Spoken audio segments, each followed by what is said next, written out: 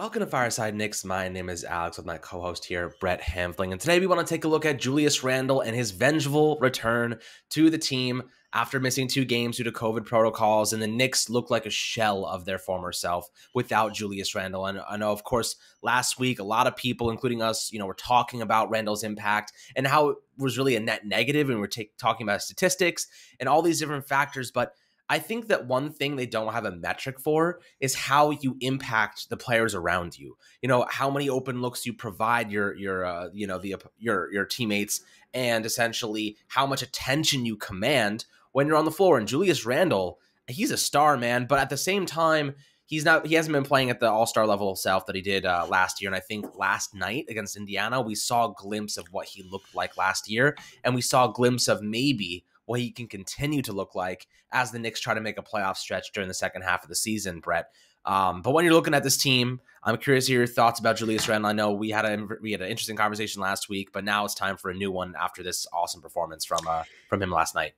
Yeah. So I said last week, everyone was down on him, but I said the highest potential this team will reach is with Julius Randle playing big minutes and with Julius Randle being effective. Now, a lot of people were saying to lower his minutes, maybe even bench him like they did Kemba. I saw some people on Twitter. That could work for a game. Maybe you get a couple good games, but the Knicks will never reach a high level. He's their best player. He needs to be their best player. So you got to give Randle his flowers. You got to give him his credit. If we're going to, crap on him when he plays bad, you got to give him his credit when he bounces back. He had 2 awful games in a row. Then the next day he has COVID, which is just like, some people were saying hopefully he would be fine with COVID, but some people were saying a break would be good. But in his mind, he's got to be thinking crap. Like, I just want to get back out there and show, and show everyone wrong. So he had to wait. He missed 2 games and he came back and he had a monster game last night. 30 points, 16 boards, 12 of 20 from the field. In a game that the Knicks really needed to win. They lost 2 in a row. They only scored 80 points versus the Thunder. They're out of the playing game right now, or they were going into last night. It's a game they really needed to win, and they needed their best player to step up, and he did. So you got to give him credit there. No question. I give him a ton of credit, and I will say this, Brett. I want to hear your opinion on this. Tom Thibodeau, before Randle, picked up COVID and whatnot, Tom Thibodeau said he'd been dealing with some nicks and knacks. I want to even go as far as to say the few days off that he had was a huge benefit for him. He needed a couple days off to heal up, get his body right. It seems like COVID didn't have a tremendous impact on him, considering he played 39 points last night. That's regular minute totals for him, and it looks like his stamina wasn't affected at all. So maybe he was asymptomatic. Hopefully that was the case. But he came back, he kicked ass, and I was like, damn. Maybe he just needed a couple days off to rest his body, because it seemed like he had been dealing with a couple of things and he needed it. So maybe instead of benching him, the Knicks should have just given him a rest day every now and then. And maybe they want to do that moving forward against teams like, let's say, Orlando, or what, even though Orlando's beat us up a couple times this season, bad teams like Detroit. I know we just played them twice. Like, in those games, I'd actually prefer for Julius Randle to play like 10, 15 minutes maximum. Let him sit, let him rest. If you don't have to play him, don't play him at all. Take advantage of those weaker opponents, and by giving your stars that time off. I think Randle, he takes on a lot for this team. His rebounding and his physicality inside, like, you're going to get injured. If you've ever played basketball, you're going up against these guys, you're taking elbows, you're getting your ankle stepped on. Like, you're taking a beating. He's one of those physical guys that takes a physical beating. And I think that, giving him a couple days off here and there, or, at least just sitting him against worse teams, or at least, keeping his minutes to a minimum, may benefit him over the long term of this season. And against the Pacers, man, 2 big men in Domantas Sabonis and Miles Turner, he kicked ass. 16 defensive rebounds. He kicked absolute ass. And the other thing I want to talk about further into this episode, after, you have your chance to speak here, is RJ Barrett, and why those two, that combination is exactly what is going to propel this team to a playoff appearance. Those 2 guys need to be at the top of their game. Yeah, to just go back to the minutes thing with Randle, it's not Tom Thibodeau's style. His top players have always led the league in minutes, going back to Chicago and then into Minnesota and into New York. That being said, good coaches adapt. And, we've seen him adapt a little more this year than in years past. So for him to come around to the Randle minutes thing, I don't think it's out of the question.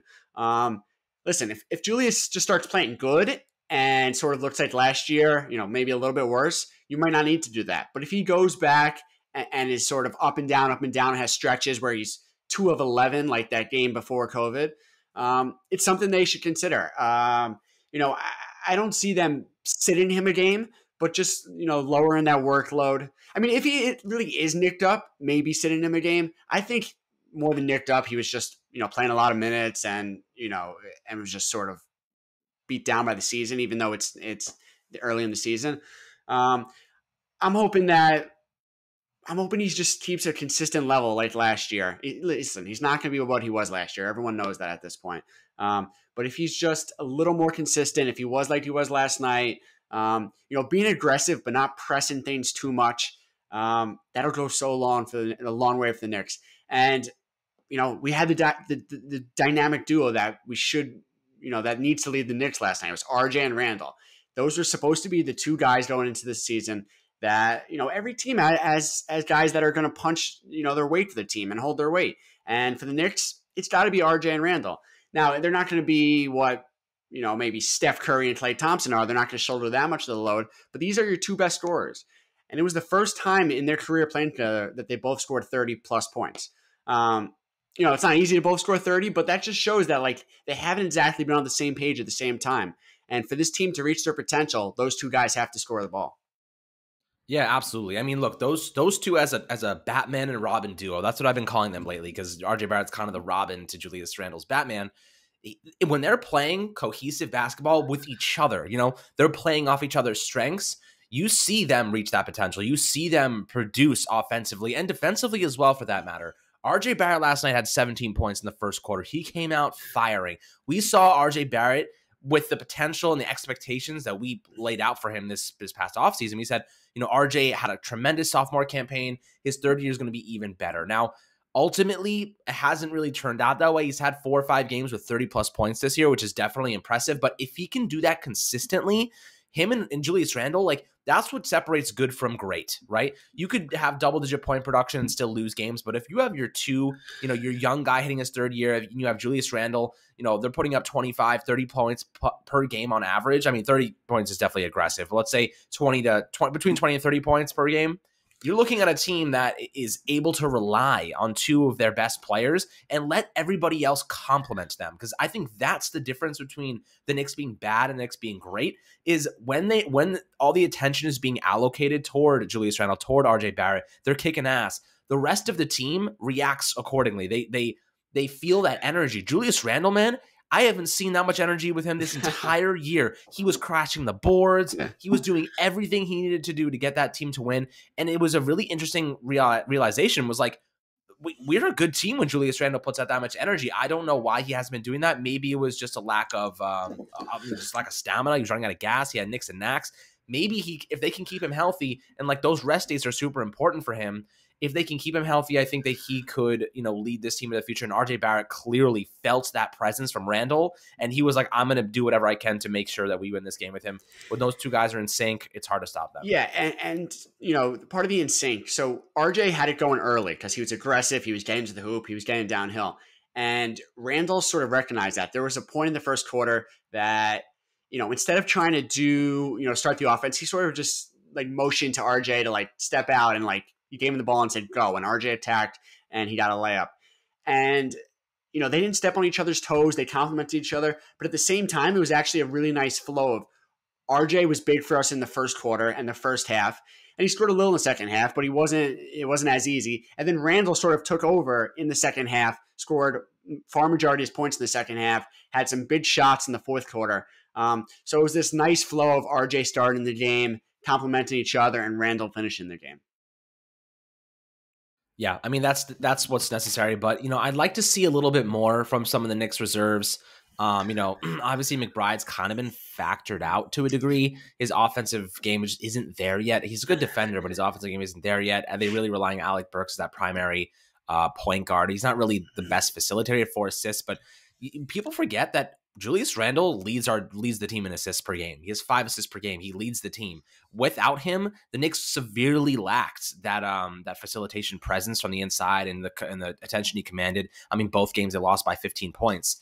and their shooting was abysmal. And, surprisingly, they only shot 21.4% from 3-point range against Indiana, but they just completely, those two guys, Barrett and Randle, can kind of mask a lot of deficiencies when they're playing that well.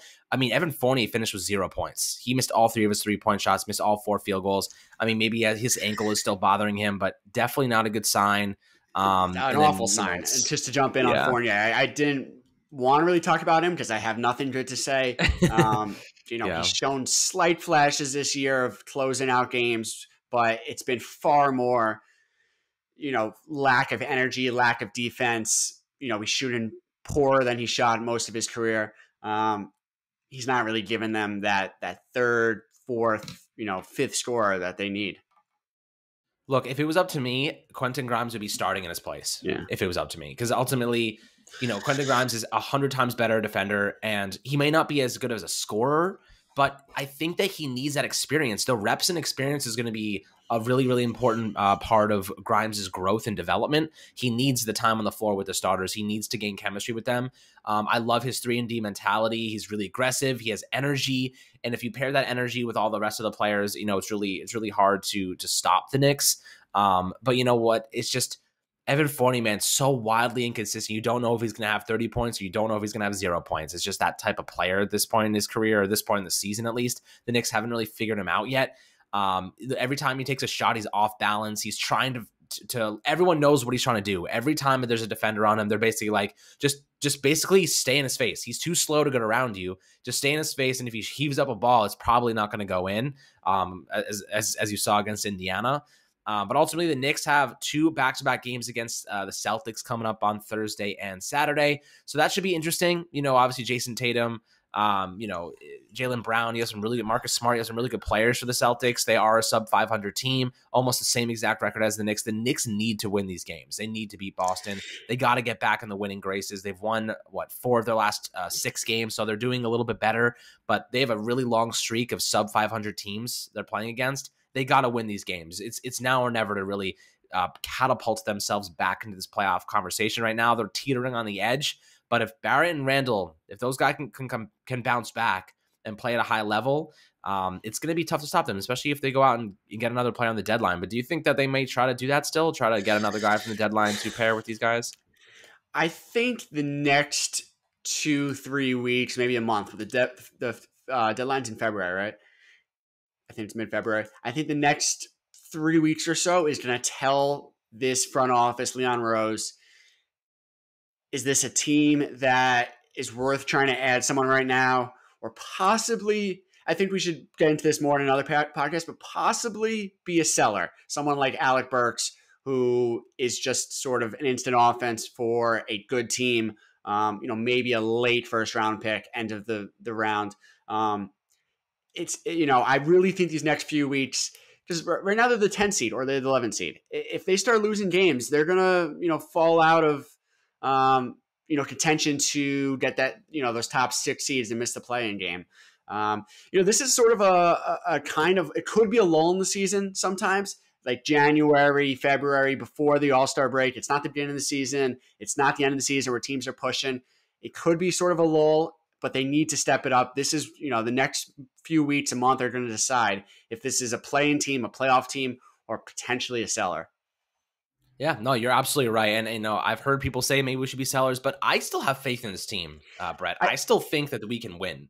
I do too, but just look at it. Right now they're 18-20. They're under 500. If the next 10 games, 12 games go under 500, then you're a little behind the 8 ball there. I still believe in them. I still believe, they have talent. I believe Randall's going to step it up. I believe RJ's going to step it up. It's going to make everything easier for the role players. And I think we're going to surge, but just, something to look for. Yeah, no, absolutely. I mean, my last thing that I'll say is I think that Julius Randle needs another star who can take some of the slack off, because he's depended on so much. When he's not having a good game, he needs somebody to be able to say, all right, I got you. Like, no problem. Like, I'll take over. I'll give you the opportunities. Like, they need another guy who's going to command that type of attention. RJ Barrett's going to feast off of that too, by the way. Everybody, it's like a trickle-down effect. When you have 2 stars, one of them's not having a good game, but one of them is, or, vice versa, whatever it might be, everybody else benefits because there's Yeah. so much attention going around. It's really hard to stop. Like, think about James Harden, Kevin Durant. When those guys are on the floor together, everybody else benefits. Like when you have, because then you have Kyrie Irving, coming back now. It's like a whole different element that you bring to the team. So if the Knicks are like, we're going to be sellers, they have to be selling their players to get a star. You know what I mean? They need to be selling an Alec Burks or whatever it might be. I don't know what a prospective deal would look like. Obviously, it would be pretty hefty. But, if they can figure out a way to get a guy who can complement Julius Randle at that same level, even if he's just as good as Julius Randle, not a superstar, but another star, the pressure that takes off of him it does not go unnoticed. It really is an impact. And we just saw that against, OKC and Toronto when Randle was out.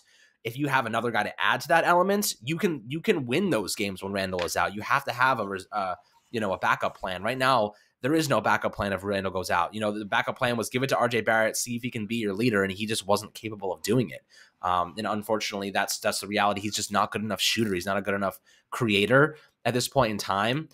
He's either drive with his left hand or, he's a spot up shooter otherwise. So it's definitely tough, guys.